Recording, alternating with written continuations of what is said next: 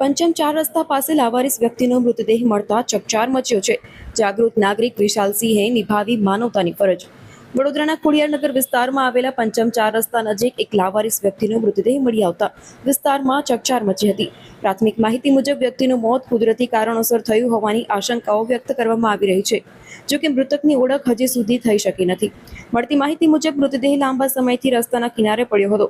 આ દરમિયાન જાગૃત નાગરિક વિશાલસિંહની નજર મૃતદેહ પર પડતા તેમણે તાત્કાલિક 108 ઇમરજન્સી સેવાને જાણ કરી હતી।